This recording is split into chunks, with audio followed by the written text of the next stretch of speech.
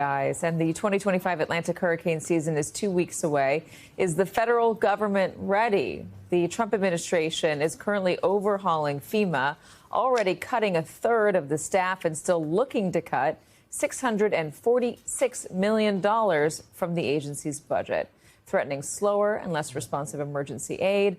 Problems that state and local governments are already experiencing, by the way. In the Midwest, Kentucky and Missouri are cleaning up the aftermath of last weekend's tornado outbreak. At least 28 people have died. And after severe back-to-back storms and tornadoes hit Arkansas earlier this spring, the state is relying on federal assistance for recovery efforts. Joining us now, former FEMA administrator under President Biden, Deanne Criswell. Thanks for joining us. Hi, Katie. What is the cutting of the staff and the cutting of the budget? What is that going to mean for disaster response? Can't the state and local governments do it by themselves? The important thing to remember is that state and local governments always have the lead in taking care of response and recovery. It's when their efforts and when these storms are so significant that it exceeds their capabilities that they reach out to the federal government for assistance. One of the things that we always said is that it was federally supported, state managed, and locally executed. And so these state and local governments will continue to do what they have been doing, but when it exceeds their capability and the federal government isn't there to come in and assist them, then they're going to have to pick and choose which actions and which tasks they're going to be able to continue to do because they have only limited staff to be able to execute upon their missions. And there were arguments from the Trump administration early on that FEMA was unnecessary, it wasn't working, that this should be left up to the states. But let me just play what I think is a pretty eye-opening plea from a Republican Senator Josh Hawley about the need for disaster relief in his state. The state has pending 3 requests for major disaster declarations from earlier storms. We've lost over a dozen people. Actually, if you count the folks we lost just on Friday, we've lost almost 20 people now in major storms just in the last 2 months in Missouri. It's been a terrible spring for us. Here again, can I ask for your help? Will you commit to helping for those 3 major disaster declaration requests that are pending? Will you help expedite those, Secretary Noem, and get those in front of the president, get those approved? We are desperate for the assistance in Missouri. This is Josh Hawley of Missouri begging the DHS secretary to help him get to the president to get disaster relief. Under a different president, Biden, maybe Trump the first time, Bush, Clinton, Obama, would you have seen a senator make a plea to a cabinet secretary in a congressional hearing to get relief like this?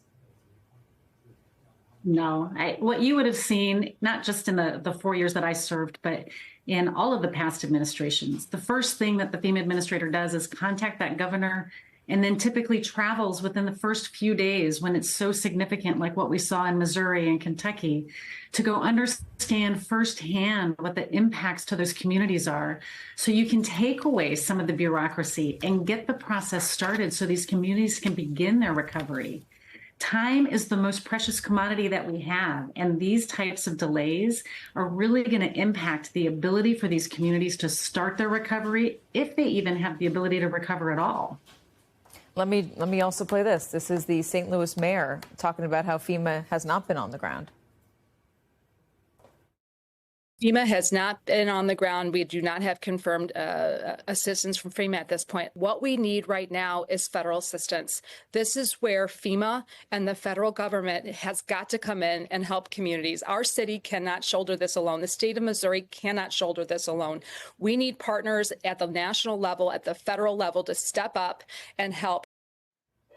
And it's not just that. You have Sarah Huckabee Sanders, the governor of Arkansas, former press secretary for President Trump, who had to write a letter pleading for help for severe storms and tornadoes that occurred in her state on March 14th and March 15th. That is a few months ago now. They produced catastrophic impacts across the state, she says. Given the cumulative impact of these events, federal assistance is essential to help our communities recover. Without the support of a major disaster declaration, Arkansas will face significant challenges in assuming full responsibility and achieving an effective recovery from this event. Deanne, it's not even just the FEMA assistance. There are also cuts to the National Weather Service, to NOAA, and there are questions about whether the warning systems, the early warning systems, are going to be effective this year as hurricane season approaches. What can you tell me, as somebody who's been on the inside watching this as it unfolds, usually, what normally is happening right about now, 2 weeks out from hurricane season? The key word that you heard from the mayor is partnerships. This is all about partnerships. And for FEMA and the National Weather Service, the National Hurricane Center, they are the best partner that FEMA has to sit side by side and understand what the potential impacts from a weather event are going to be. They don't just give warnings to the public, which are critical to save lives. They also help FEMA operationalize what the potential impacts might be, so FEMA can start to either pre-plan and pre-position resources so you can save time, so you can get in there and help communities right away.